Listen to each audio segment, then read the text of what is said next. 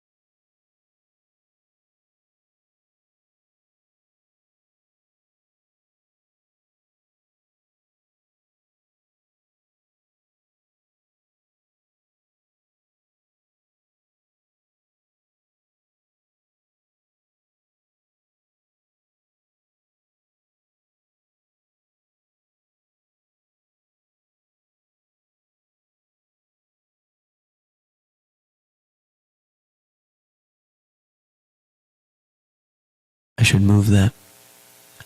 But you can chant Hare Krishna mantra. You can vibrate the holy names of the Lord as in your own language, and you can attain supreme benefit. Why is this called service? Because God, He's a person, and He considers it like that. So that's service. Just like, everybody may have their preferences. And what they consider service, you may not consider service. Just like this is called, when we perform devotional service, or we perform service to God, it should be done favorably, anakulyena, that it should be according to the served or his wishes. So according to what he determines as service, we try to perform that. More or less, that's called love. So when we chant the Lord's holy names, he takes it like that. That my child is calling for me. Let me actually listen. Let me be there to protect. So, on a practical note,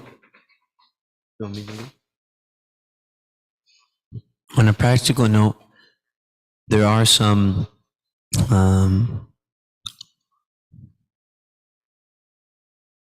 some guidelines that guide us in this practice of kirtan. Let me move this sign, or unless you wanted to do your thing. Should I use this sign or should we do the TV? Okay. KB is going to put the mantra on the TV. So we're going high tech. High tech monks. So the mantra is a 16 word hymn or prayer. And there's 3 words, Hare, Krishna, and Rama. These are the transcendental seeds of the Maha Mantra. So these form the basis of the hymn, and we'll pair it with some music, and we pair it with a beat. So we have a tune and a rhythm, and that helps us stay tuned in ourselves. And so it's not that the mantra is meant to help us get into the music, but rather the music helps us to get into the mantra. So let that be our focus, that we're focusing on the holy names of the Maha Mantra. And as our mind wanders, which there's a few things going on, so it may, let us bring our mind back to the sound of the Maha Mantra.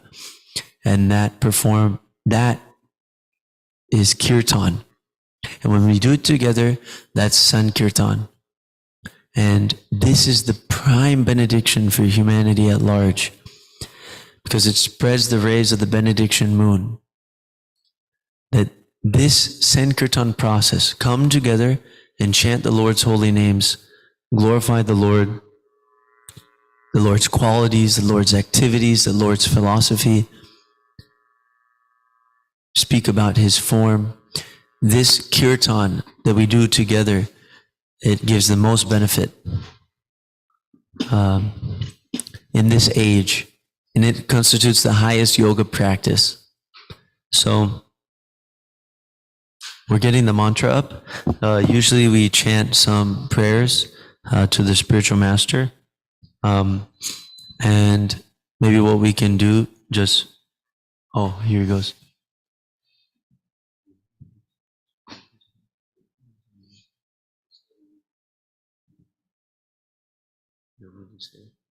Okay, so I'll chant the same prayers as before to the spiritual master and to Lord Chaitanya and his associates. Lord Chaitanya is Krishna himself, who has come in the form of the devotee to elucidate this topmost yoga practice. So when we ask their blessings, we can approach the Maha Mantra with the proper state of mind. So I'll chant those. Please follow along if you know them. Nama Om Vishnu Padaya Krishna Prasthaya Bhutale Shrimate Bhakti Vedanta Swami Niti Namine Namaste Saraswati Deve Gauravani Pracharine Nirvishesha Shunyavadi Paschatya Deshatarine Shri Krishna Chaitanya Prabhu Nityananda Shri Advaita Gadadhar Shivasari Gaura Bhakta Vrinda. Hare Krishna, Krishna Krishna, Hare Hare, Hare Rama, Rama Rama, Hare Hare.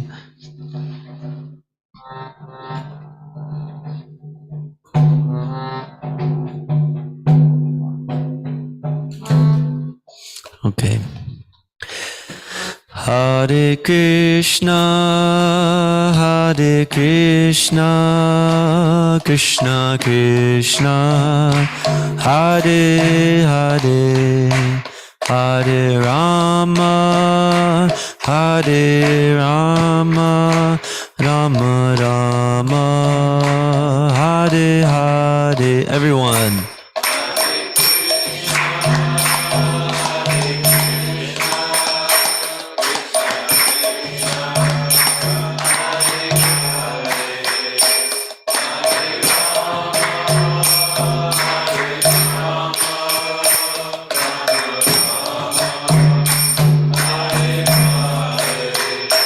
Hare Krishna,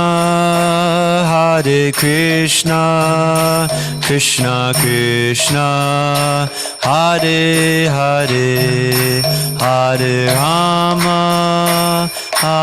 Rama, Rama Rama, Hare Hare.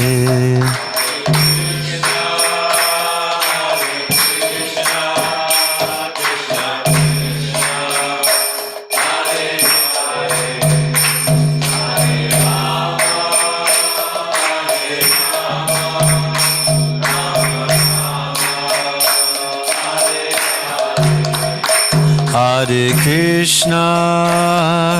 Krishna, Krishna Krishna, Hare Hare, Hare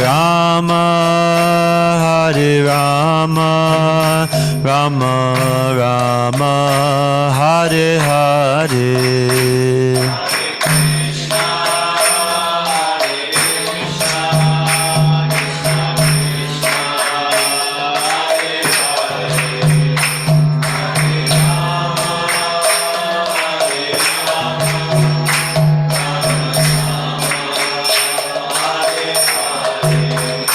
Hare Krishna, Krishna Krishna, Hare Hare, Hare Rama, Rama Rama, Hare Hare.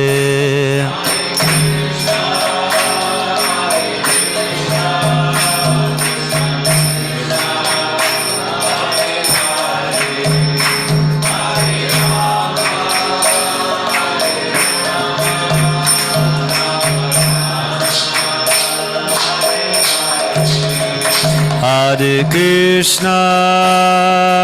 Krishna, Krishna Krishna, Hare Hare, Hare Rama, Rama Rama, Hare Hare.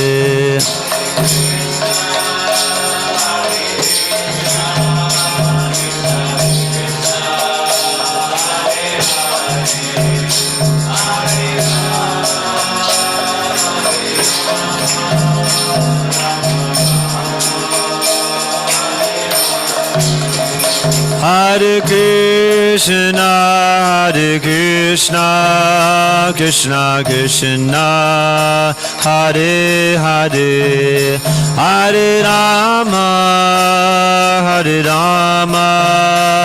Rama Rama, Hare Hare.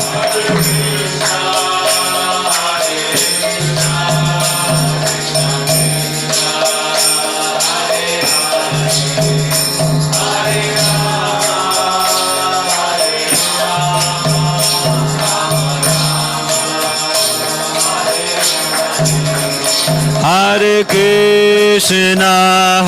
Krishna, Krishna Krishna, Hare Hare, Hare Rama,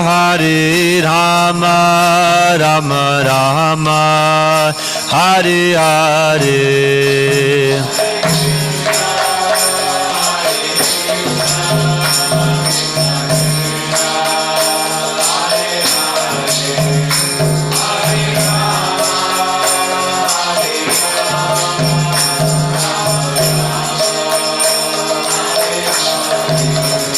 Hare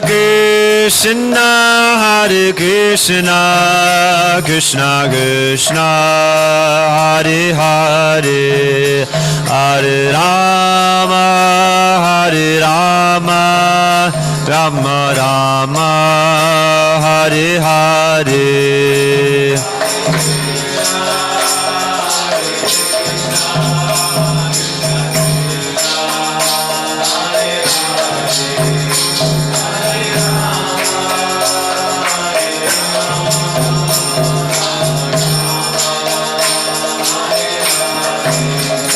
Hare Hare Krishna, Krishna Krishna, Hare Hare, Hare Rama, Hare Rama, Rama Rama, Hare Hare.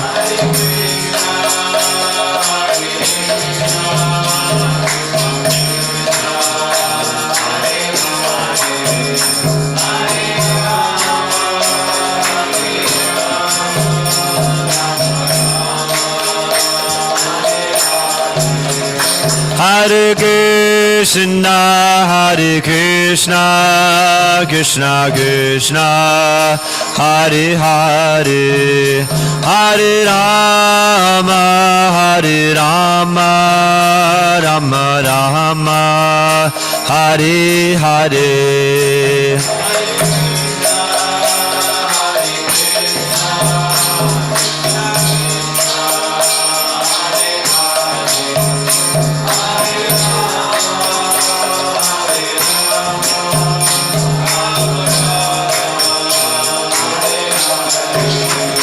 Hare Krishna, Hare Krishna, Krishna Krishna, Hare Hare, Hare Rama, Hare Rama, Rama Rama, Hare Hare.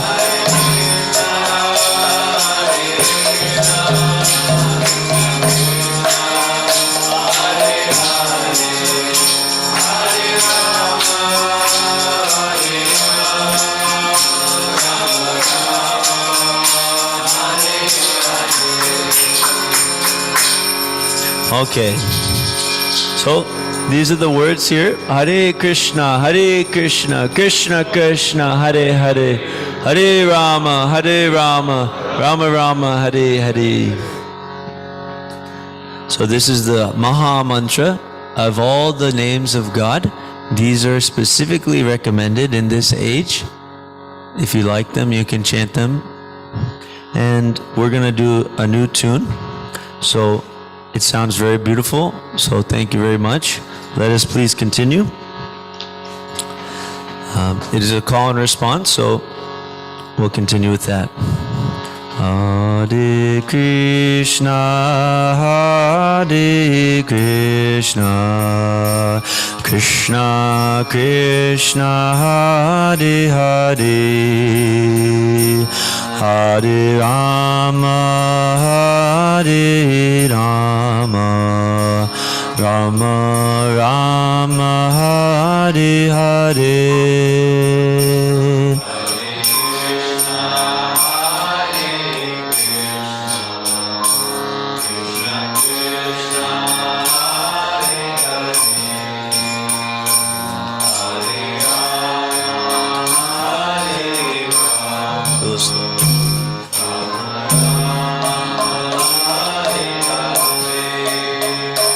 Hare Krishna, Hare Krishna, Krishna Krishna, Hare Hare, Hare Rama, Hare Rama, Rama Rama, Hare Hare.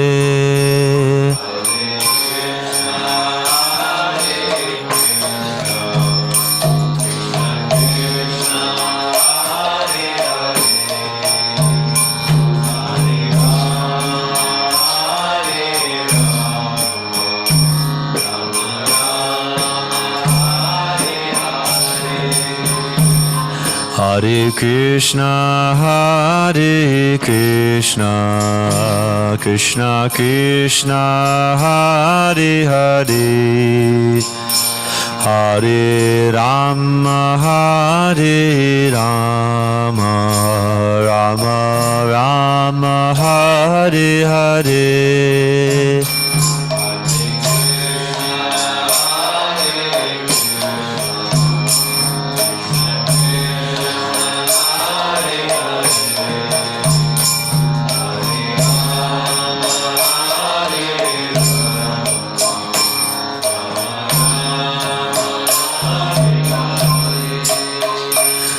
Hare Krishna, Krishna Krishna, Hare Hare, Hare Rama, Rama Rama, Hare Hare.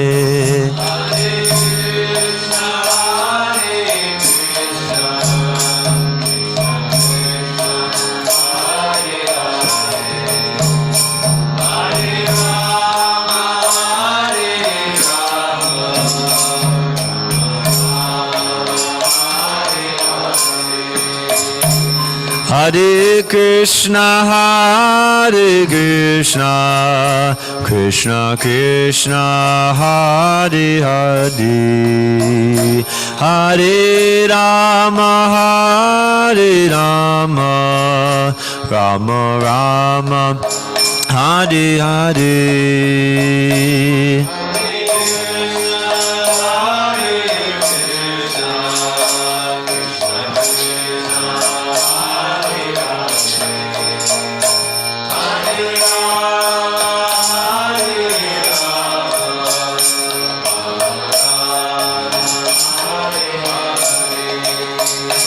Hare Krishna,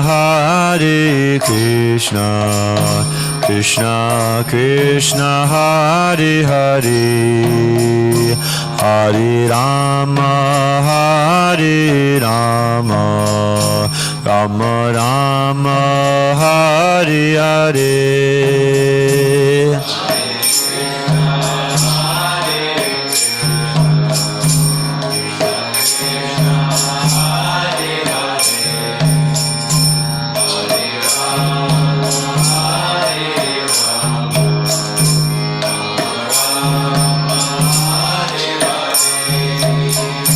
Hare Krishna, Krishna Krishna, Hare Hare, Hare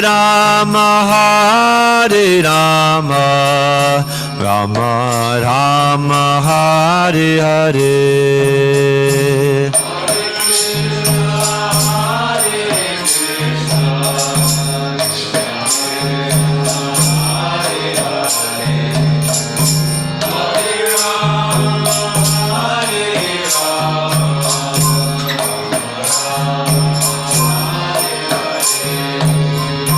Hare Krishna, Krishna Krishna, Hare Hare, Hare Rama, Rama Rama, Hare Hare.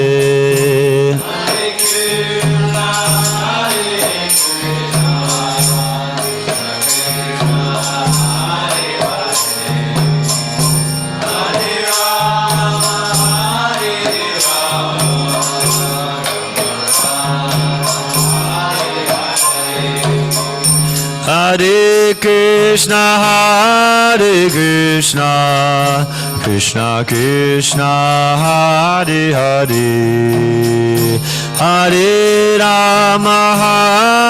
Rama, Rama Rama, Hare Hare.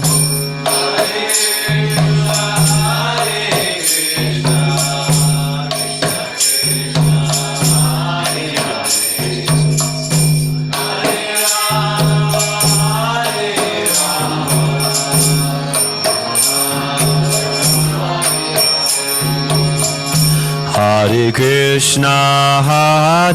Krishna, Krishna Krishna, Hare Hare, Hare Rama, Rama Rama, Hare Hare.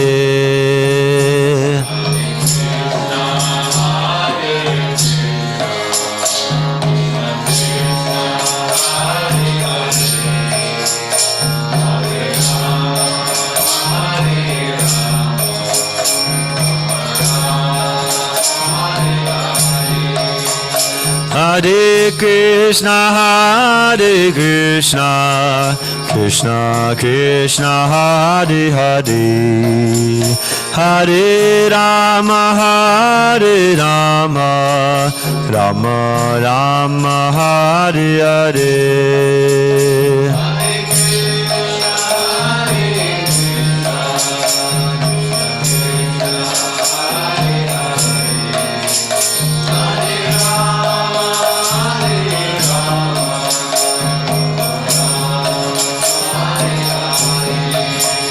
Hare Krishna, Krishna Krishna, Hare Hare, Hare Rama, Rama Rama, Hare Hare.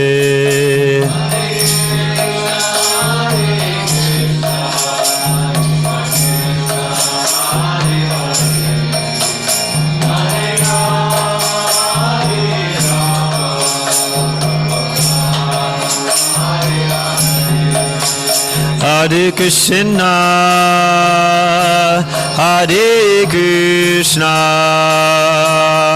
Krishna Krishna, Hare Hare, Hare Rama,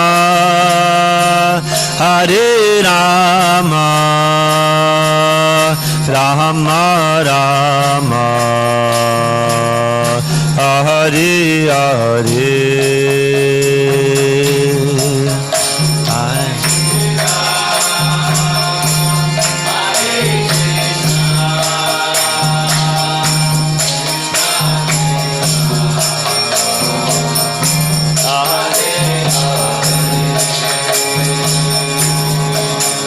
Hare Rama.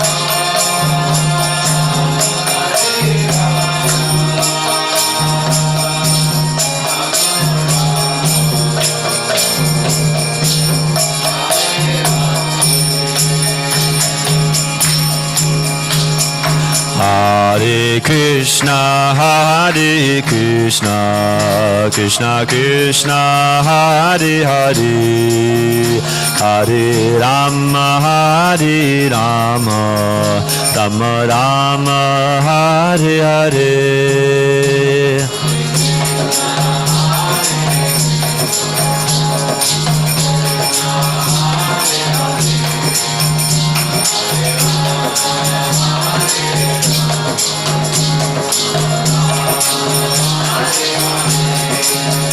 Hare Krishna, Krishna Krishna, Hare Hare, Hare Rama, Rama Rama, Hare Hare.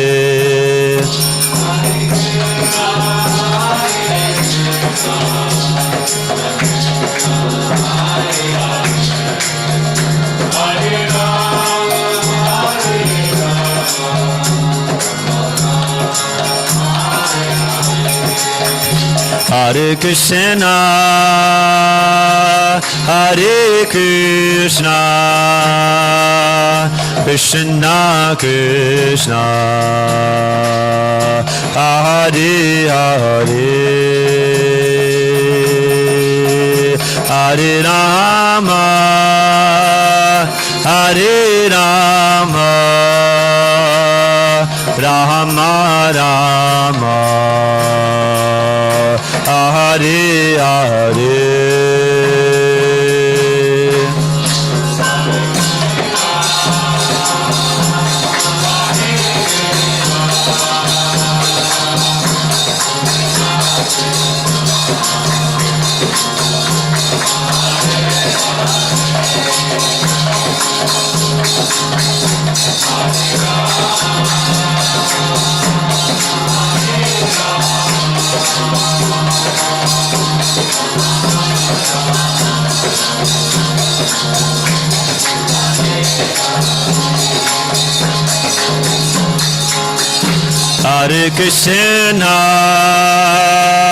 Hare Krishna, Krishna Krishna, Hare Hare,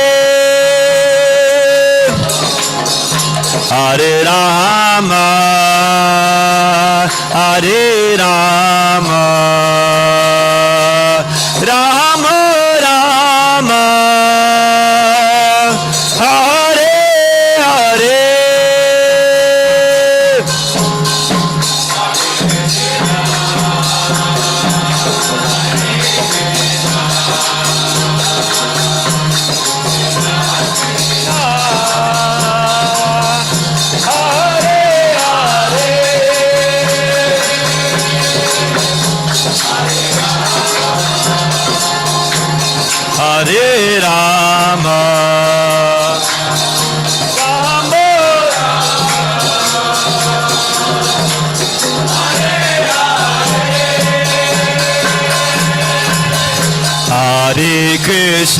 Hare Krishna, Krishna Krishna, Hare Hare, Hare Rama,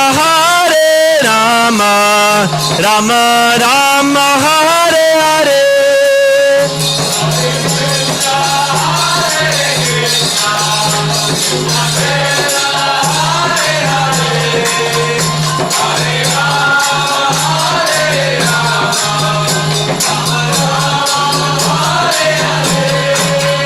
Hare Krishna, Krishna Krishna, Hare Hare, Hare Rama, Rama Rama, Hare Hare.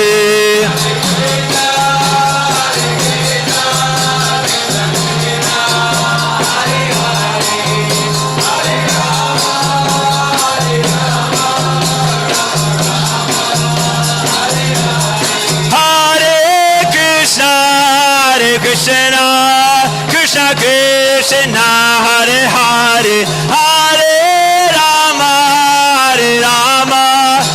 Rama Rama, Hare Hare.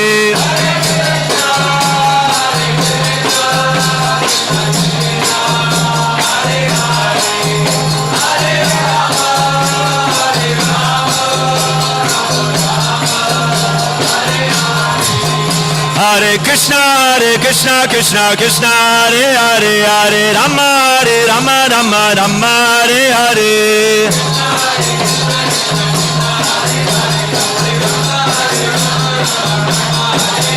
Hare Krishna, Krishna Krishna, Hare Hare, Hare Rama, Rama Hare Hare.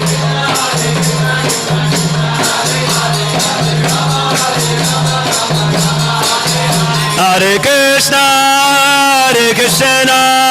Krishna Krishna, Hare Hare, Hare Rama, Rama Rama, Hare Hare.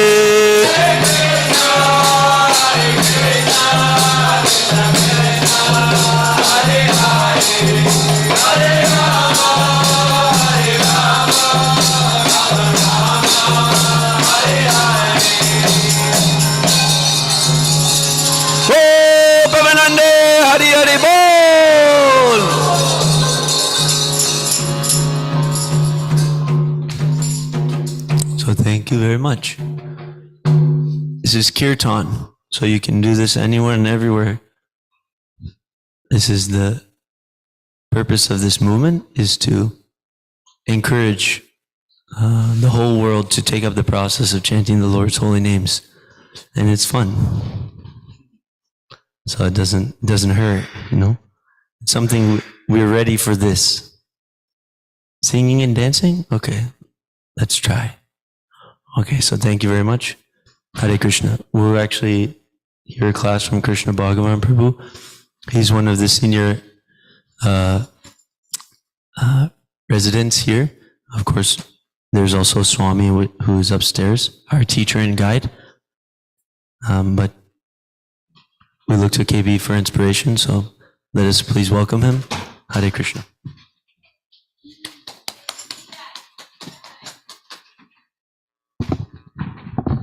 Can I get that chair?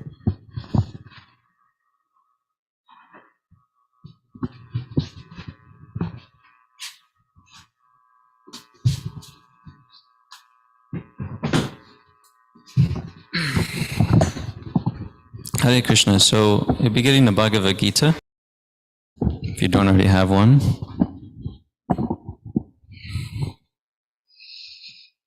So we'll study the chapter 3, text 27, which is on page number. If you get there before me, you can let us know.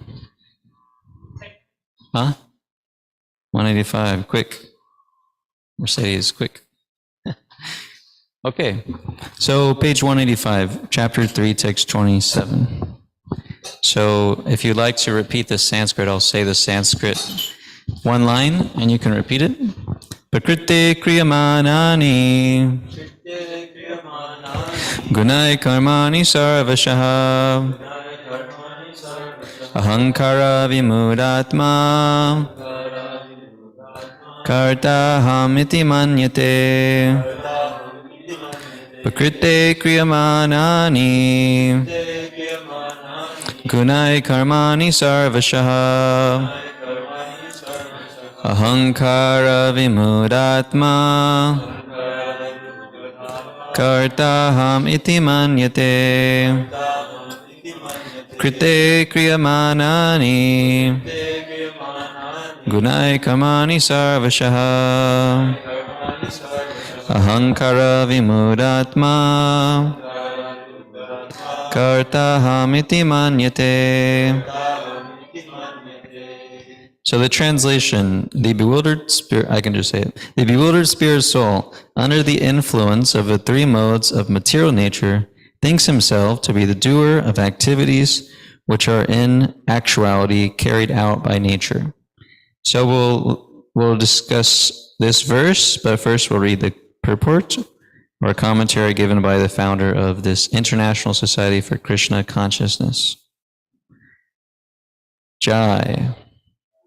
Okay, two persons, one in Krishna consciousness and the other in material consciousness, working on the same level, may appear to be working on the same platform, but there is a wide gulf of difference in their respective positions. The person in material consciousness is convinced by false ego that he is the doer of everything.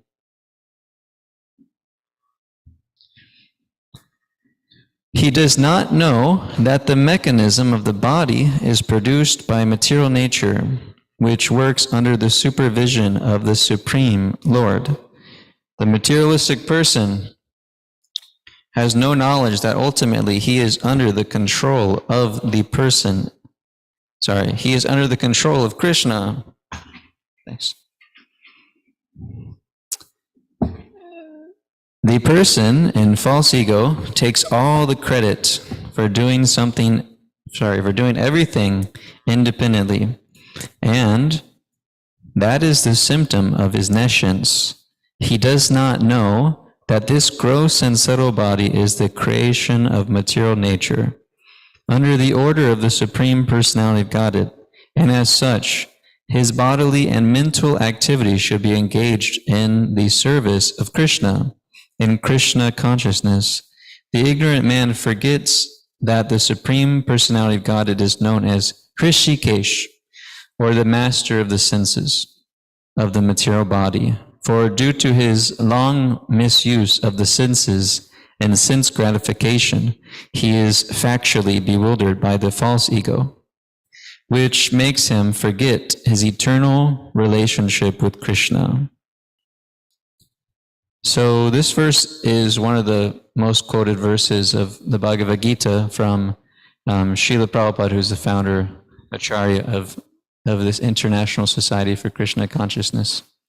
So it's a very important verse because it's explaining our position, how the self is interacting with this material nature or this world.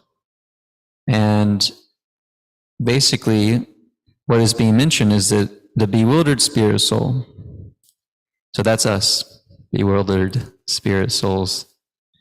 Why are we bewildered? Does anybody have any idea? Why the soul is bewildered in this world? Maybe some non-residents. Juan, do you have an idea? Yes.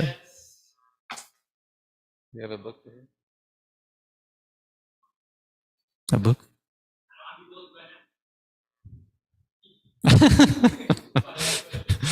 Yes, we all are. Yes? Mm-hmm. This world is illusionary. Illusionary. Illusory? Did you say illusory? Yeah. Illusory. No, that was... Yes, this world is illusory. Why is it illusory? Because everything is temporary. Happiness is fleeting. Yeah. Yes, by the nature of this world, it's temporary. So therefore, it is illusory. But is that all we know, though? Don't we just know the temporary nature? Isn't that just life? Got some ups, got some downs, got some good times, bad times. It's just life, right? No? Yes? Yes? No? Got some philosopher here. Yeah, so that is what we experience as a conditioned soul, is the illusory world. So that's all we know. But it's not necessarily all we know, because we've just forgotten what is reality. So something that is illusion means that it appears to be real, but actually it doesn't have any real substance and reality. So, yes, thank you. So this world is temporary, and the yogis actually say that it's full of miseries. Well, the yogis, because Krishna says that this world is dukkhalayama shasvatam, or a place of suffering and miseries. There is some happiness, but as we said, it's temporary. But the soul actually is desiring in its deepest core of being to have happiness which is everlasting and not temporary.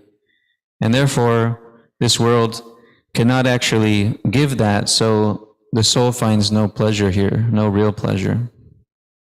So when we're young, like when we're in our teens, or especially when we're in our teens, but when we're in our 20s, maybe 30s, we're still trying to milk this material world.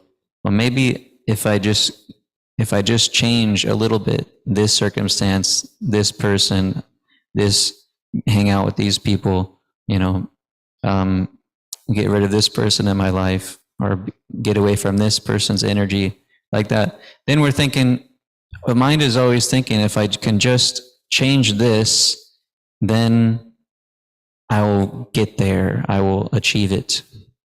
I will achieve that fulfillment, the happiness.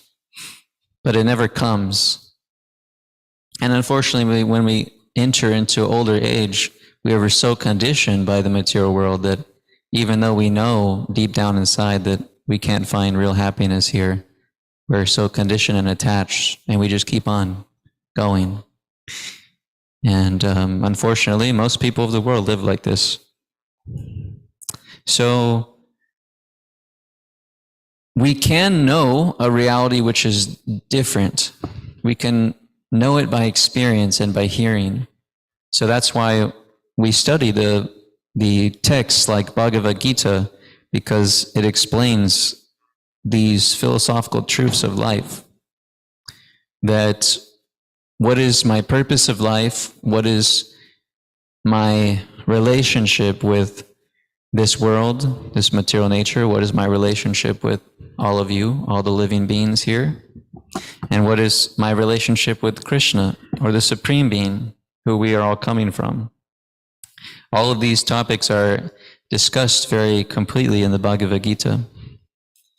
Complete enough to where we can get these questions answered, and really in a detailed way. And then if you want to research further, there's a literature called the Srimad Bhagavatam, which explains even more about the science of existence and all that's in it. So, yes, so we're bewildered because we're experiencing this illusory world, and we're taking it to be so real. It feels so real, right? You touch this table, it feels real, like, no, it's here. It's really here.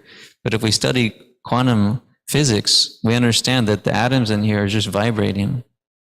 So what is actually, really there? Nothing in this material world. Quantum physics is a really interesting subject. You may have studied a little bit of it in school, huh? Physics, maybe not quantum physics, but you may have studied some physics classes. Very interesting seeing this world in a very minute quantum level, at least understanding. So that knowledge is not enough though. Okay, let me study quantum physics and I'll see everything's temporary here. But in my day-to-day life, I'm still living like my actions are still saying like, I'm trying, this is real, my life is real. And so the bhakti yogis say that, okay, yes, everything's temporary. This world is illusory. It's not our real home. It's not reality. But we have to live in this world. All of us have some time here to spend, some time to experience. And it's there, we're existing. And that's all we can really know. I'm existing here. That's what we can experience. So what Krishna mentions is that you do work for me, and then you can actually experience the real reality of life. You can experience your real nature as a soul. You can become unbewildered, and you can be happy by connecting yourself with the spiritual energy, which is dynamic, it's tangible, it feels real, and you feel a sense of home. How's it going? So we're speaking about a verse in the Bhagavad Gita, and the theme of the verse is that we, the bewildered spirit soul, is under the influence of modes of nature, this material nature, the energies of this world. We are influenced by them. And we're thinking that I'm doing activities. I'm making this body function. I'm making this body move. I'm making this hand go up and down. I'm thinking this is actually me. I'm doing it. But if you know about you might have observed some people have some disease in their body which they want to move their arm but they can't. So we have limitations. So we're not really the true sanctioner, the true doer of what happens in this body. And many functions of the body we have no clue how it's working. Like our digestion. We talk topics common around here is trying to figure out how to the science of digestion. It's an important thing, to digest your food. When we're young, we don't really care. But when we're older, we have to limit ourselves more and be careful with what food we take, because our body may not be able to digest these foods. It's important to digest foods. Rishi really likes this class. It's important to digest food because then we get energy in the body, and it does the body not so much. It's not so much troubled by diseases. So I got lost in this digestion thing. How did I get there? We don't know. We don't know how it's happening, how this body is working certain things. So how do we know? So why do we think that we're actually doing everything? It's because we're influenced by the modes of nature. And it's actually, all this work is just being carried out by nature. So the body is doing its thing. It's aging, it's digesting, it's doing all sorts of things we aren't conscious of. It's just happening. So that is nature. And by the influence of time sets everything in motion. Time sets this whole world in motion. Because it's progressing towards a certain direction. And ultimately it's progressing in our body, it's progressing towards an end of the body. And then, as the Vedas explain, a new form, a new life in the next. The life is continuous, But in the forms of this world, we experience some beginning, some middle part, some end, and goes on and on and on like that. But we want to hold on, we want to hold on to what we have. No, I like this body. I like this person. I like these circumstances. But time changes and people change. And so somehow we have to go along with the changes, which can be difficult. So by the practice of Krishna consciousness, we can actually recognize how these modes of nature are influencing us, and we can become free. We can experience real freedom, freedom from entanglement from these things. There's a cool picture that's depicted as a painting, and in one of the books, I believe it's not this one, but have you ever seen like a puppet show? Maybe not a puppet show, but like you have like,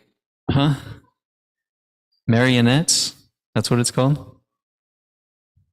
You know what I'm talking about. Marionettes, where you have some person at the top and they're like moving a certain doll. You guys all know that term, marionette? Wow, I didn't even know that term. But anyway, so you have like a marionette. What is a marionette? Is it the act of a thing or the person?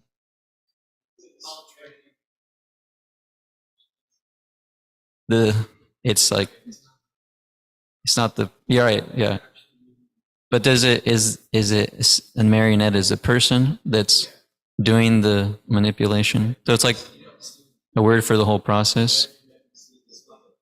Yeah, I know what it is. I'm just trying to figure out what the term signifies, like the process or the...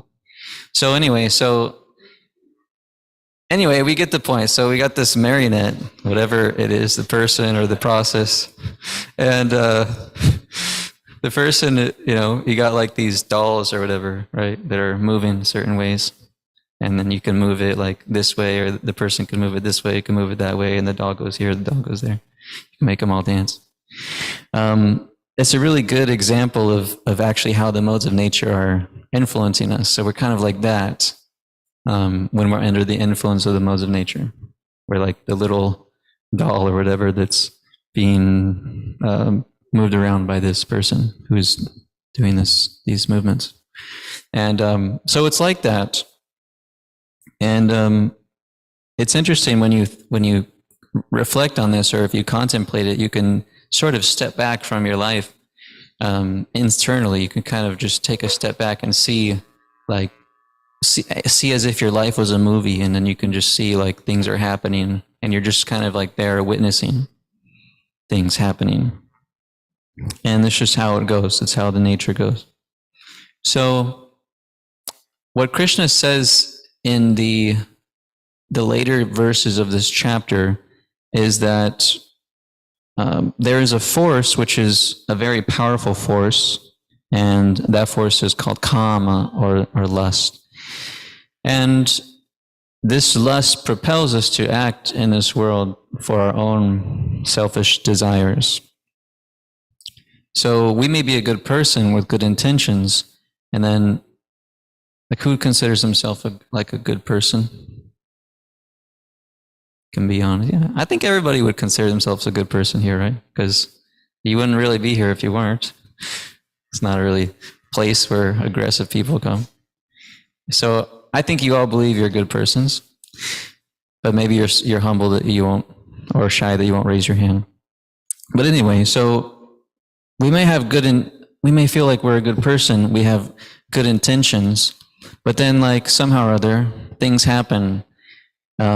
Certain circumstances in our life happen, and we feel like, oh, I regret that. I shouldn't have done that. I shouldn't have got angry, or shouldn't have got, I don't think I should have been in that situation and acted that way, right? We have those experiences and observations.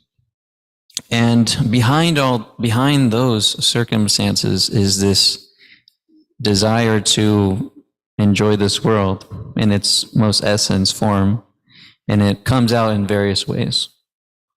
So it's like if I'm trying to think of a common example. Okay, let's say that, so we're going to have a nice feast later. So let's say Magadari here, he just took the last pakora, which is a fried vegetable. So he took the last one, but I wanted that one. And so I may not actually, I like Magadari. I don't want to make him mad, but I'm really motivated to have this pakora because it's so good. So I might become so blind by my lust or my strong desire to have this pakora that he's looking away, and I snatch it from his plate and I eat it and I run away. I run away and I go eat it, and then he's disturbed. And so then later I'm thinking, he might be sad that somebody took this pakora from his plate. And I don't want anybody to know it was me, but some people saw, so they tell him, oh yeah, that was KB, he took your pakora. And so he might be mad at me, and I don't want that, but I wanted the pakora too.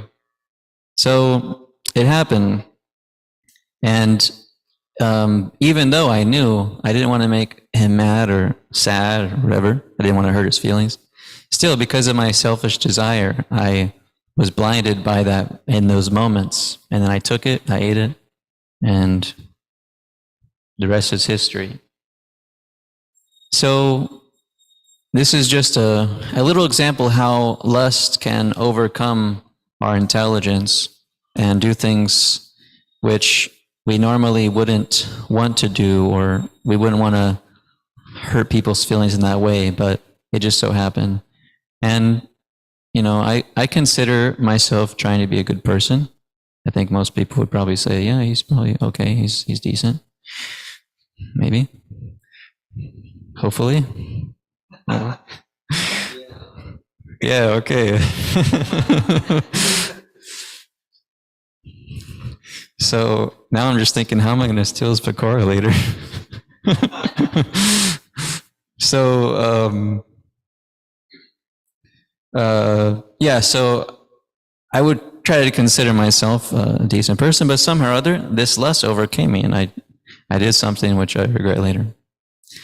So Arjuna asked this question to Krishna in the third later verses. What is that force that makes one act sinfully or act in ways which can disturb others and create entanglement in this material world and create bad reactions for us karmically? What is that force? And Krishna says, Kama Esha, Krodha Esha, Rajo Guna Samudbhavaha, Mahashino Mahapama, Yeham Iha Vairanam. He says that it's basically this kama, or this lust, this force. It's the eternal, basically it's an eternal struggle of the soul to deal with this. And when our pure love for Krishna and all others comes in contact, when we come in contact with this material world, then that love, that pure love, turns into lust or desire to enjoy selfishly. So this force is very strong, and it can make us do things which we don't necessarily want to. But the point I was trying to make originally is that we're bewildered spirit souls. So because we're conditioned, this modes of nature, this passion, which Krishna says this lust is born from, we may be propelled to do something, and we're just kind of along for the ride.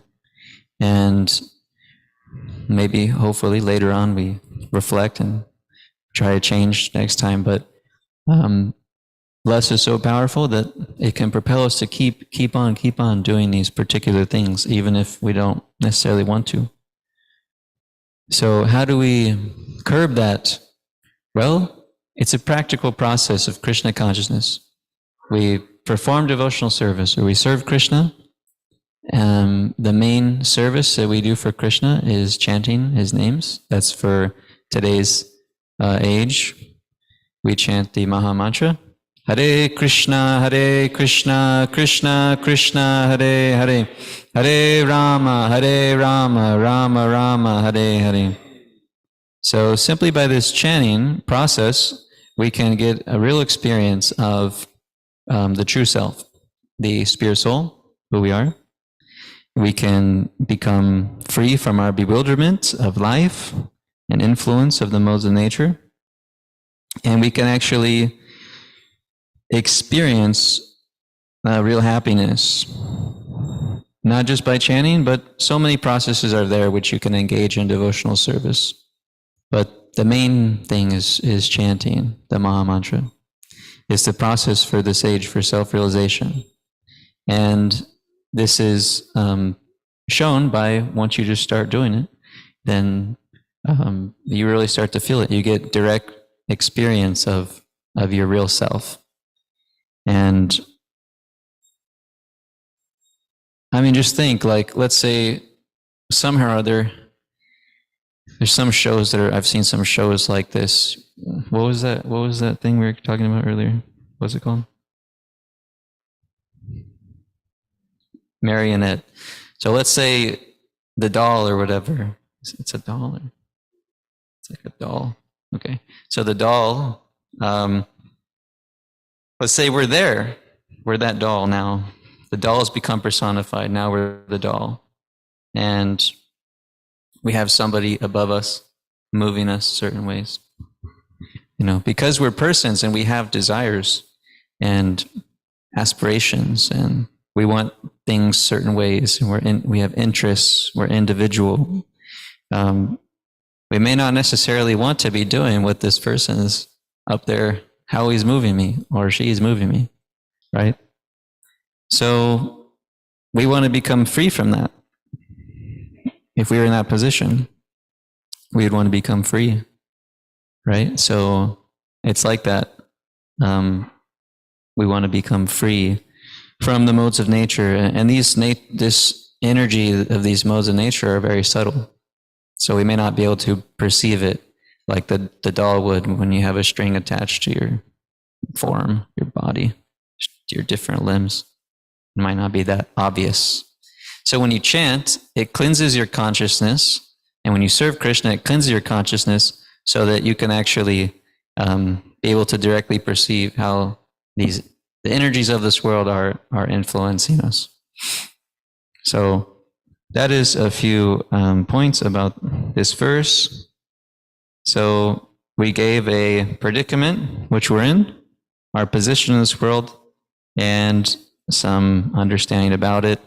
And now we know what the process is to solve this predicament, which is by serving Krishna, most particularly by chanting the Maha Mantra, which we were just doing earlier.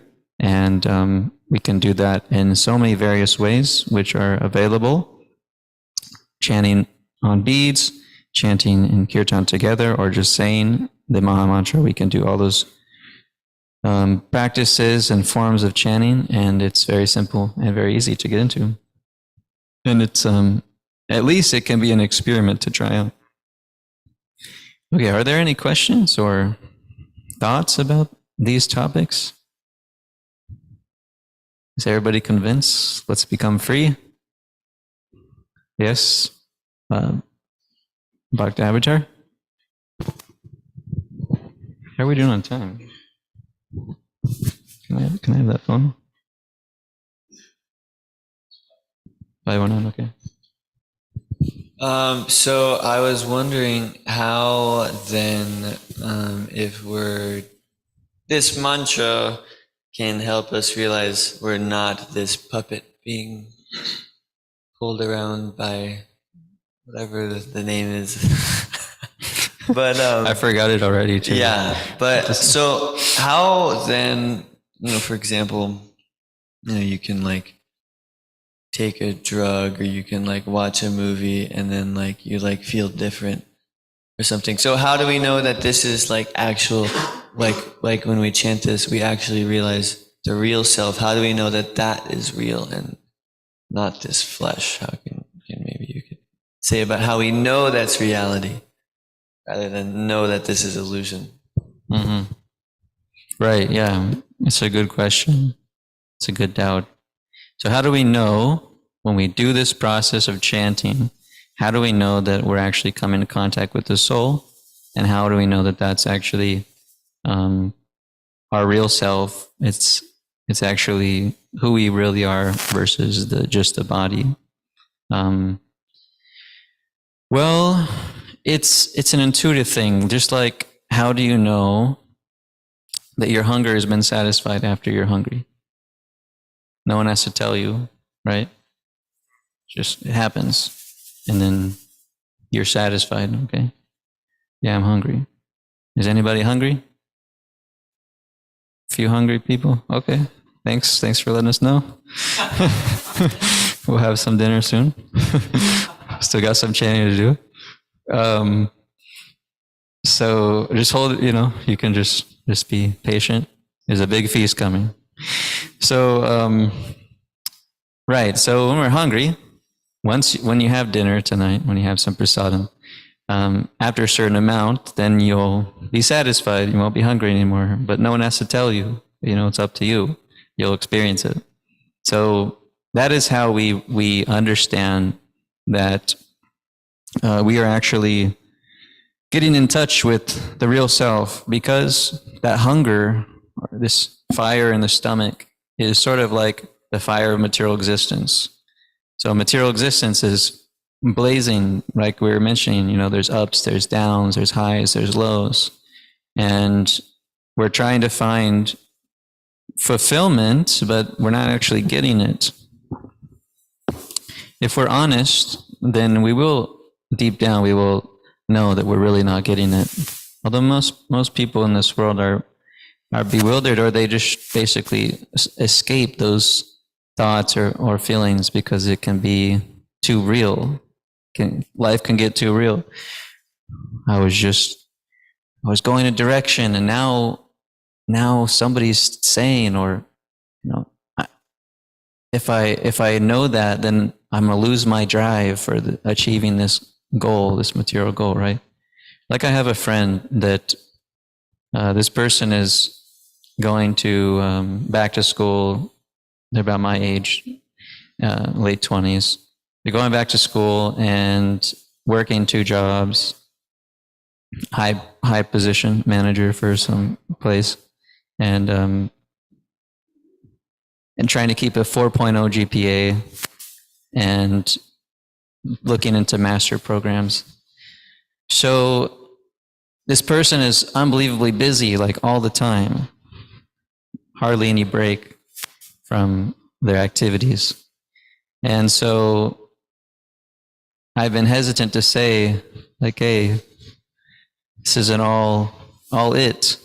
Material life is not all it. It's not really going to give you what you really want. But because this person is so busy, they might become disturbed with me. The relationship might get strained because now I'm telling them, hey, why don't you think about this and stop your progress? At least they might perceive it like that. But we don't say that. We actually say that you don't have to stop your material progress, but you just add Krishna. You add the practices of bhakti yoga.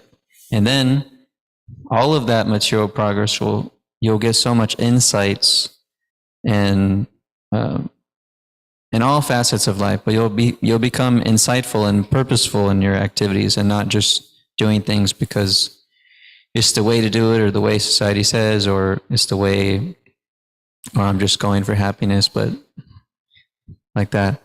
So,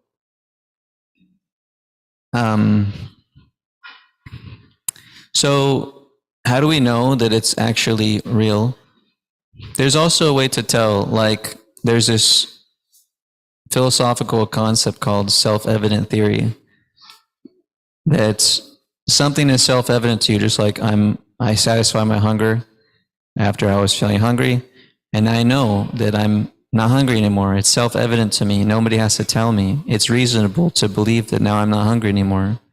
So it's like that too with spiritual life and with the soul. When you really experience the soul, then that experience is more, it feels more real than just the material body existence and mind existence. It feels more real. It's self-evident to you that this is the soul, because the nature of it is completely different, and it's reasonable to have faith in that. And so that's also there too, is we have to use reason as well, because you can take some drug, like you said, you take some drug, and now you can also feel like, wow, I just had this great experience, right? But you have to use your reason. Yeah, okay, I had this great experience, but I had to take this drug that messes with the chemicals in the body, with the psychology, with the physiological chemicals of the brain, body. And so, and also, like, where is this experience being validated? So these experiences that we're talking about of feeling full happiness and satisfaction and feeling your eternal self, it's all laid out in the Vedic scriptures, especially Bhagavad Gita and other Vedic texts. It's all there about how you'll feel practicing devotional service or serving Krishna, who you are, you're a soul, not the body, explaining all these things about the material world. So backed by reason and knowledge, then we can validate what we experience. And it's so real that if somebody were to try to persuade me that it was otherwise, it's unreasonable to do so, because of the experience itself and also all the knowledge that is being given. So I'm following this process, and it's telling me that, I will experience my true self, my soul, by serving Krishna, by chanting God's names, Krishna's names, and I'll experience that bliss, that happiness, which is the deepest part of me. So you try it, you experience it, and then that becomes very tangible. There's great evidence, maybe not empiric evidence, but there is evidence. There's not just empiric evidence for things. There's also metaphysical evidence, although it's not necessarily easy to experiment with, because it's a whole paradigm. It's a whole separate topic. Okay, so are we ready for Arti? Haven't heard it. Just went down, okay. Any comments or other comments or questions? Thoughts? Is everybody convinced that you don't want to be a puppet in the material world? And did you have something, Reena? Radhastali? We'll take one last comment, or she probably has a reflection or a question. Questions are very hard for me. I'll learn. But I would like to share a few reflections to see if I'm understanding what you're sharing today, if that's okay. Yeah, we might actually only have time for one. Okay. We'll try to get one by one. So you're saying that we're driven by lust. So kama. So we have this desire, and through our desire, then this puppeteer is like, okay, so according to your desires, your lust, then I'll arrange for you to do so and so. Is that what you're saying? Well, I didn't really go into that, but it's definitely part of the process. What I'm just saying is that we have come in contact with the material world, and that was from having this desire to enjoy this material enjoyment. So from that desire, now we're bounded to the puppeteer, the person. Now we're bounded by that entanglement, and man, it's a crazy thing to be entangled in the material world. And I'm not saying that I'm free, but whatever freedom I have experienced, it's completely beyond the. It's beyond good to experience. So by our chanting, you're saying we can be freed from those strings, I guess. Yeah, devotional service. When we perform devotional service, when we serve Krishna, then we experience mukti or liberation from the modes of nature.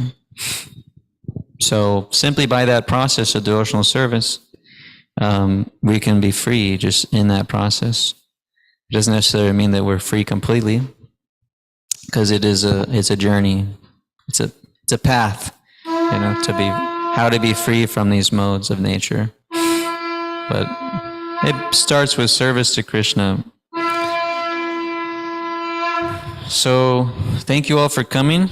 I really appreciate it. Thanks for listening to the discussion. I got a lot out of it. Hopefully you all did too. And now we're going to have Aarti. And then for the hungry people, we'll serve the feast. So please stick around. And we'll pass out some songbooks for people that may not know the words to the song in Bengali, so that you'll be able to follow along if you'd like. Okay, thank you very much. So we'll all get up and move to the front of the temple room, and we'll do some singing and dancing, some chanting and some dancing. So please get your dancing feet ready, not shoes, because we left the shoes at the door. Thank you. Yeah, I'll need this.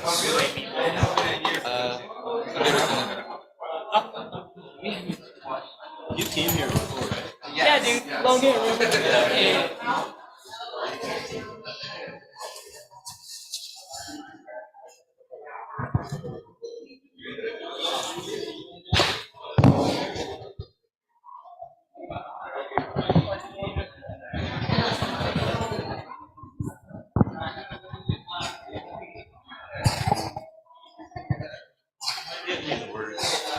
What? Words. Yeah. Thank you.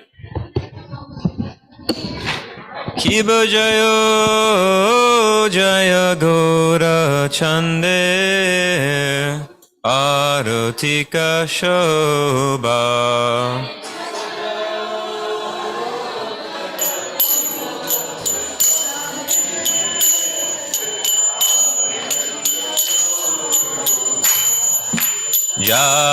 Janavi Tatavane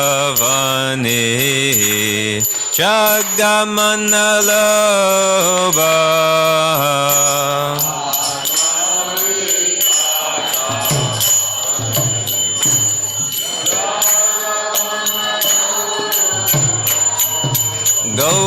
Gaurangera Rutika Shobha Jagajanirmana Loba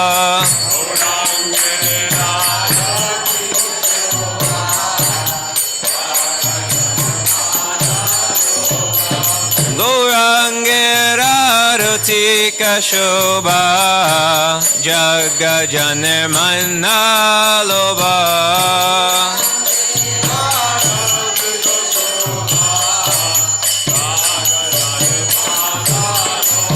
Dakini Taichan Bamegadadhara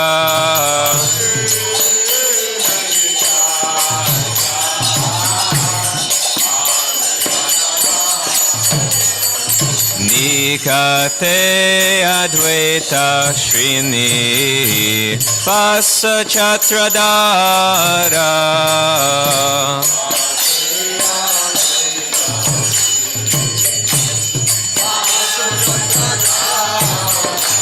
Moshi Ache Gaura Chan Ratna Simhasane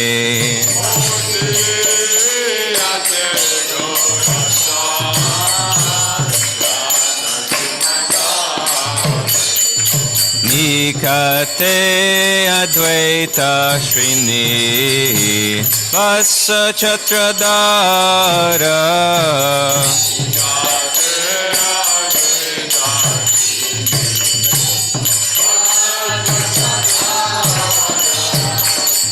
Arati Koren Brahma Adi Devagane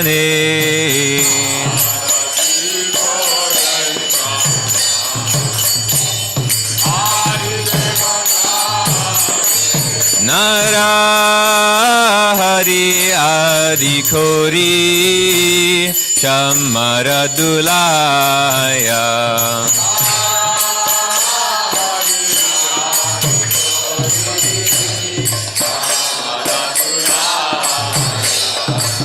Sanjaya Mukunda Basu Ghosh Adigaya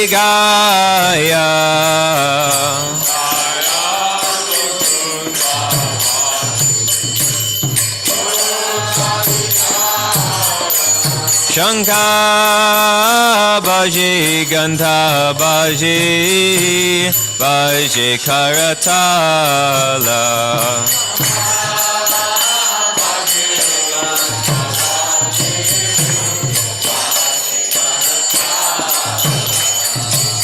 Madhura Mirdanga Baji Paramarasala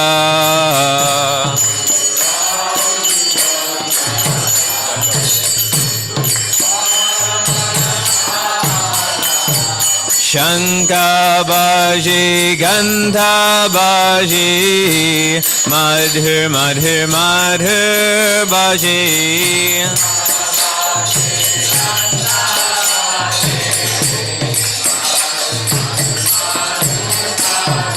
Shankha Baji Gandha Baji Madhur Madhur Madhur Baji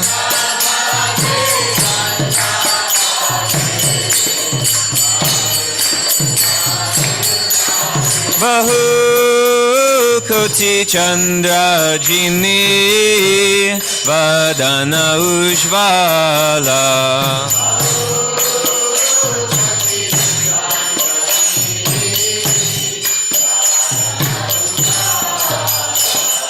Gala Deshe Banamala Kore Jalamala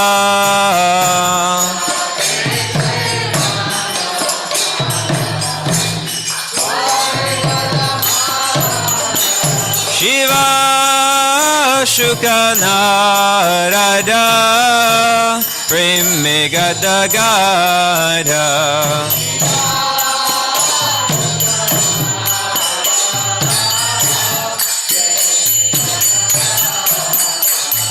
Bhakati Vinoda Deke Gaura Rasambhara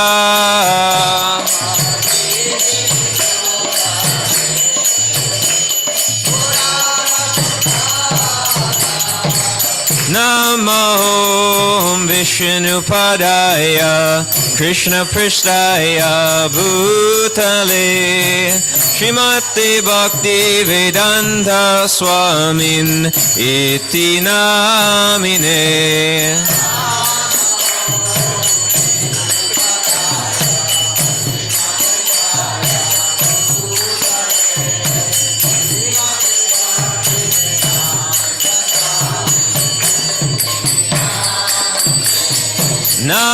Namaste Saraswate Deve Gauravani Pracharine Nirvishesha Shunyavadi Pashyatya Deshatarine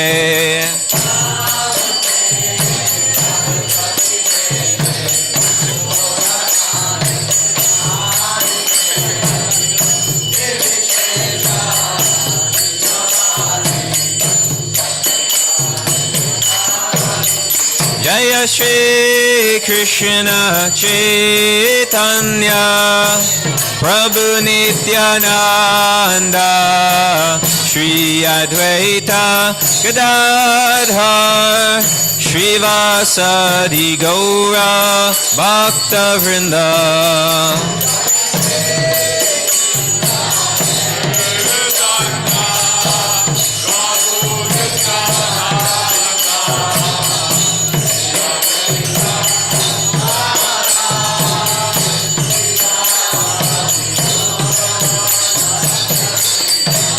Jaya Shri Krishna Chaitanya Prabhu Nityananda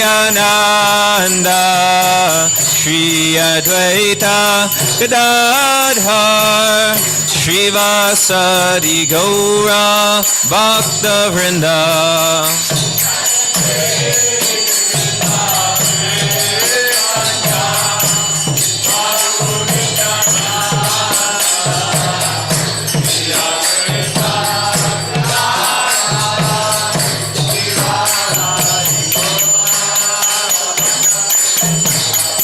Jaya Shri Krishna Chaitanya Prabhu Nityananda Shri Advaita Gadadhar Srivasadi Gaura Bhakta Vrinda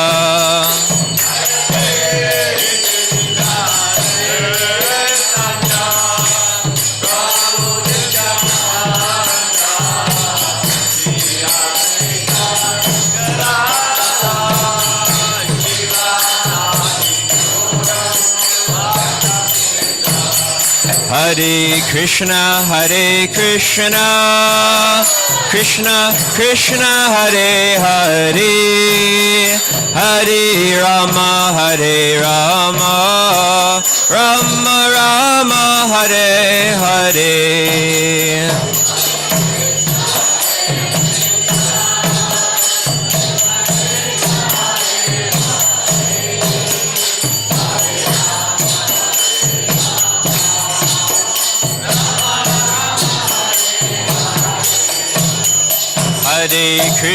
Hare Krishna, Krishna Krishna, Hare Hare, Hare Rama,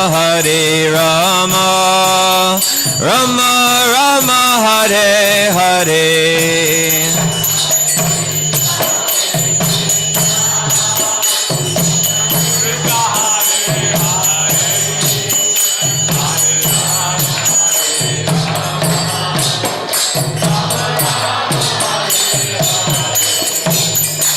Hare Krishna, Krishna Krishna, Hare Hare, Hare Rama, Rama Rama, Hare Hare.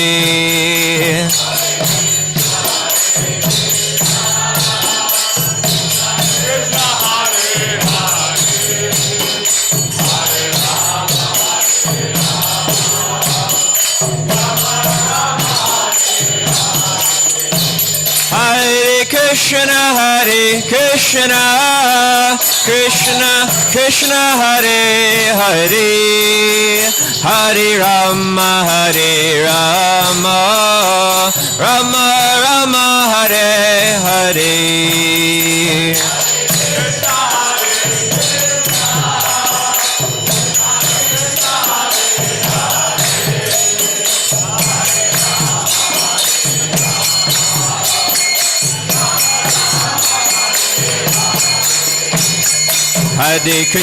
Hare Krishna, Krishna Krishna, Hare Hare, Hare Rama, Rama Rama, Hare Hare.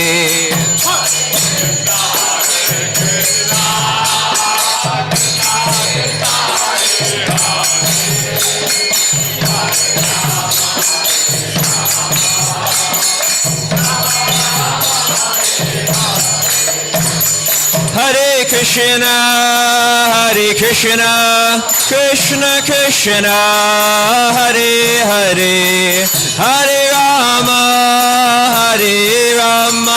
Rama Rama, Hare Hare.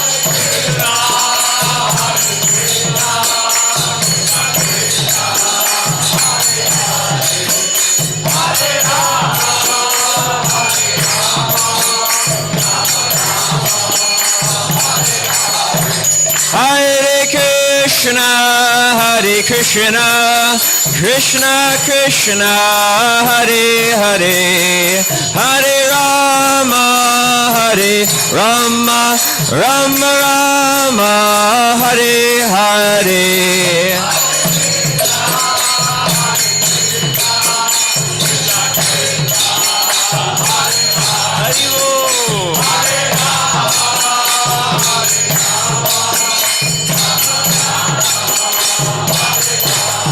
Hare Krishna, Hare Krishna, Krishna Krishna, Hare Hare, Hare Rama, Hare Rama, Rama Rama, Hare Hare.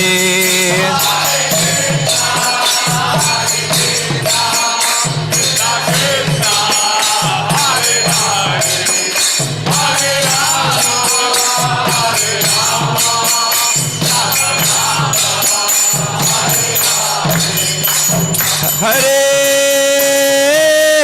Krishna, Hare Krishna, Krishna Krishna, Hare Hare, Hare Rama, Hare Rama, Rama Rama, Hare Hare.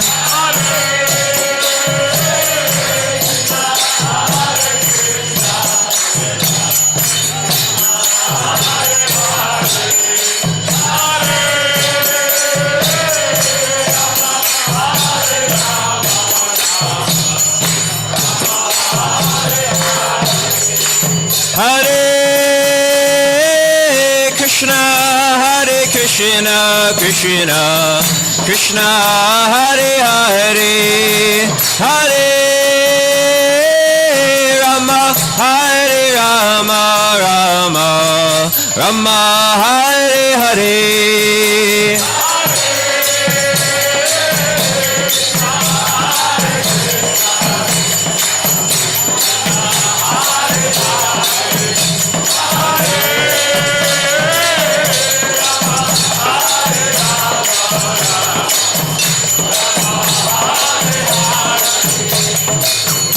Hare Krishna,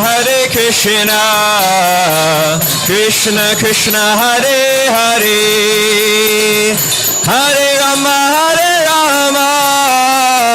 Rama Rama, Hare Hare.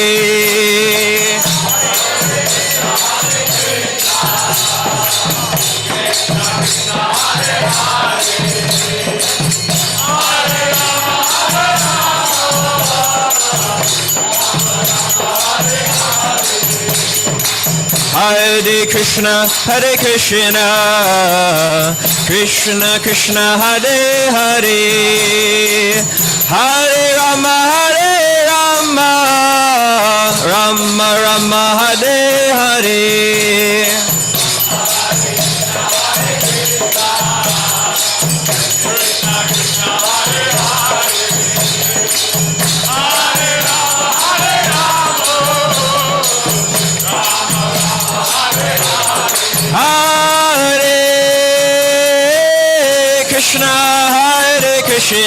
Krishna Krishna, Hare Hare, Hare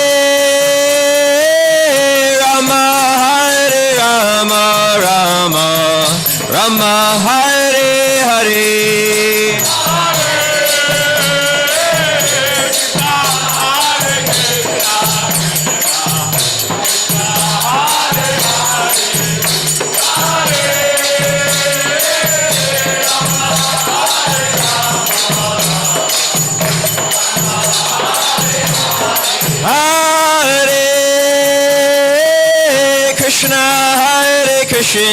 Krishna Krishna, Hare Hare, Hare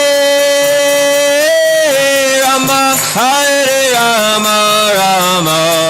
Rama, Hare Hare.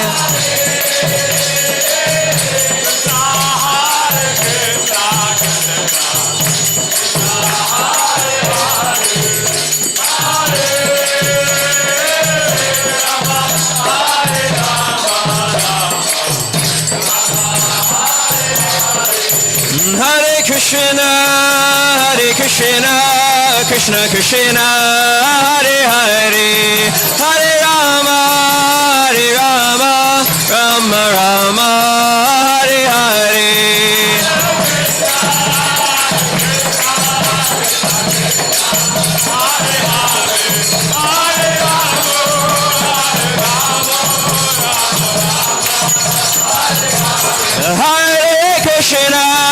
Hare Krishna, Krishna Krishna, Hare Hare, Hare Rama, Rama Rama, Hare Hare.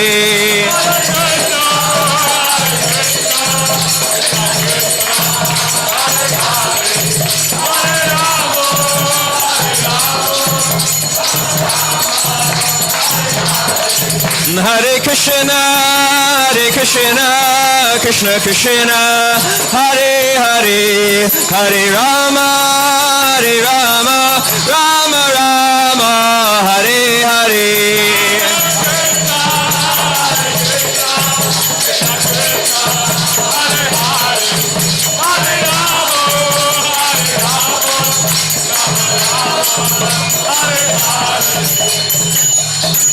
Jai Om Vishnupad Paramahamsa Parvrajagacharya Ashtotar Shata Shri Srimad His Divine Grace Srila A.C. Bhaktivedanta Swami Maharaj Prabhupada Ki Jai. Jai Om Vishnupad Paramahamsa Parvrajagacharya Ashtotar Shata Shri Srimad Srila Bhaktisiddhanta Saraswati Goswami Maharaj Prabhupada Ki Jai. Ananta Koti Vaishnava Vrinda Ki Jai. Namacharya Srila Haridas Thakur Ki Jai. Prem Se Kaho Shri Krishna Chaitanya Prabhu Nityananda Shri Advaita Gadadhar Shivasadi Gaura Bhakta Vrinda Ki Jai. Shri Shri Radha Krishna Gopa Gopinath Shamakund Radha Kund Giri Govardhan Ki Jai. Vrindavan Dham Ki Jai. Navadweep Dham Ki Jai. Mathura Dham Ki Jai. Jagannath Puri Dham Ki Jai. Bhakti Devi Ki Jai. Tulsi Devi Ki Jai. Yamuna Mai Ki Jai. Ganga Mai Ki Jai. Samaveta Bhakta Vrinda Ki Jai. All glories to the assembled devotees. All glories to the assembled devotees. All glories to the assembled devotees. All glories to Sri Guru and Gauranga.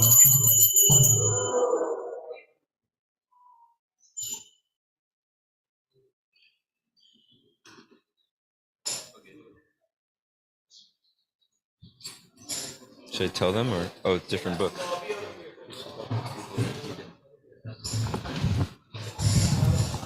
Okay, Hare Krishna, nice dancing. Okay, so we'll sing in next tune. This is it. Namaste Narasimhaya.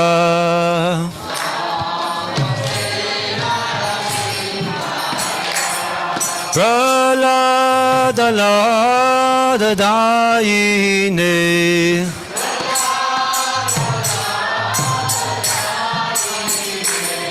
Hiranyakashibhurvakshaha.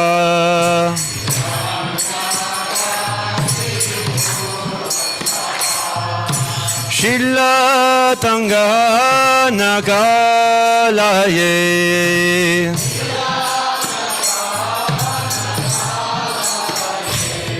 Ito nasimha padato nasimho.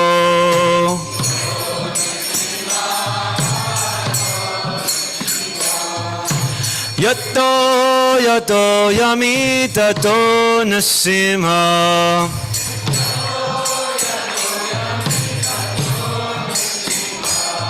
Bahir nasimho hidraye nasimo.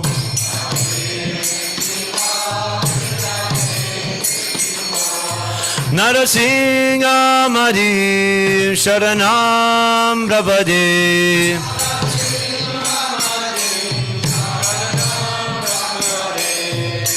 Tavakara Kamalavare Nahakam Adbhuta Shingam Dalita Hiranyakashipu Dhanu Bringam Keshavadrita Narahari Rupa Jai Jagarisha Hare Jai Jagarisha Hare Jai Jagarisha Hare Tavakara Kamalava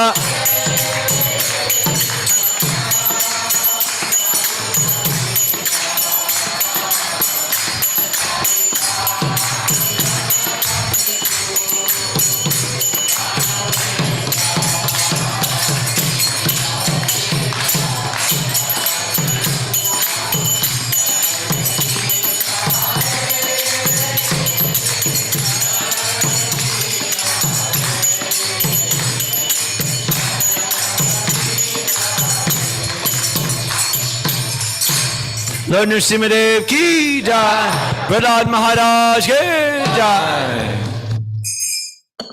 Hare Krishna. Shri Shri Gauranitai ki jai. Jai. So I'll just have a few quick announcements, and then we'll serve out the wonderful feast, dinner. So today we have a special feast. Feedback here. Today we have a special feast. It was sponsored by the Dixit family, Swapna Vilas Mataji and family. Thank you very much for sponsoring the feast. So Haribo. So we'll chant one time Maha Mantra to give blessings to achieve pure devotional service. Hare Krishna, Krishna Krishna, Hare Hare, Hare Rama, Rama Rama, Hare Hare. Thank you very much. And we have a special guest coming on Wednesday afternoon, and he's staying till Saturday morning. He's a spiritual master, an initiating guru in ISKCON. Unfortunately, because of his schedule right now, he just had a lot of speaking engagements, so we haven't been able to coordinate the events that he'll be. Sorry, you probably can't even see my face with this. It was hard to coordinate what we'll actually do, what he'll be able to do and speak and things like that, what programs we'll have. So I apologize. It's going to be last minute. Hopefully we can get those details tomorrow, by the end of tomorrow. I'm really hoping. So sorry for that, but when you get the details, please try your best to make the classes or the engagements, whatever will be there. I'm sure he'll give some evening classes here, at least one of the days. So it'll be really nice too. He's very famous on YouTube. His name is Bhakti Vikas Swami. He's one of the gurus of one of our devotees here. So the very special soul coming. It's probably in a long time, maybe even a decade and a half, where we've had a visitor of this prestigious status come visit. Haribo. So it's going to be very nice. Anyway, those details will be sent out on the WhatsApp group, and also we might send some posted on our Facebook. So yeah, apologize again for the lateness. Of course, it's kind of our style here, I guess. We're trying to get better. Yeah, normally the evening program here is at 7, and we have class around 7:30. So probably, just think about that timing, trying to make one of his classes. That's really all I've got tonight. So after I'm done speaking, then we'll say these Prasadam Prayers real quick, and then we will line up by that table there, and you can grab a plate and you can get served. Then there will be some seating on the floor here, or there's 2 tables in the back. You can sit and have dinner there. So thank you all for coming again to tonight's program. And it happens every Sunday, so you're welcome to come every single Sunday. We'd love to have you every Sunday. Starts at 4 o'clock. Hare Krishna. Okay. Huh? Prasadam Prayers, yeah. So I'll sing these prayers and then real quick, then we'll have some lineup. Charira Vijajam Jojan Jahita Hika Jive File Visai Sagode Kara Mirwa Jivati Loba Moisa Dermati Takiti Jakatina Samsare Krishna Bharadayamai Koribhara Jiva Jai Swaprasadana Dilo Bhai Senamrita Pao Radha Krishna Gunagao Premidako Chaitanya Nitai Shishi Gonitai Bhagavat Prasad Ki Jai. Okay. Please line up over here. Hare Krishna.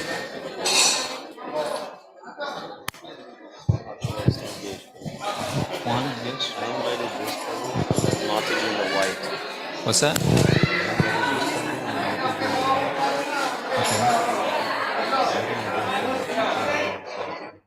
You can maybe, if you want to talk to one of these people, we can have someone else talk to one. What is coming? Oh, it's to Bengal also. We have Bengali. Who's Caleb? Oh, yeah. Yeah, there's a lot of people. Over here, so it's going to be a line that's straight like this. Hare Krishna.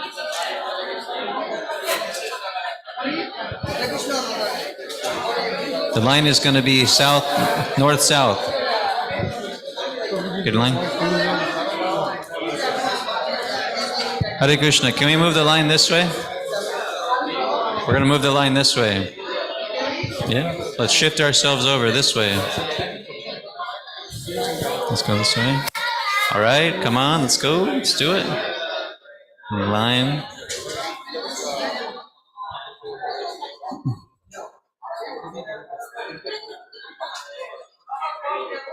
Hare. Yeah.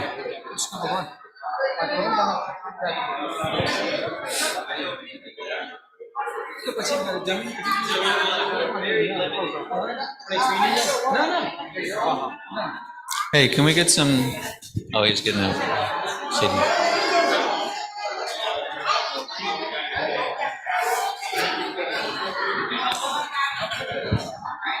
Hare Krishna! Everybody, please move more this way.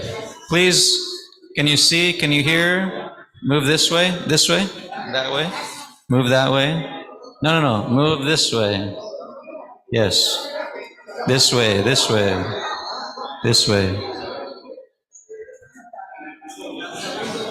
All right, thank you. Thank you for your cooperation.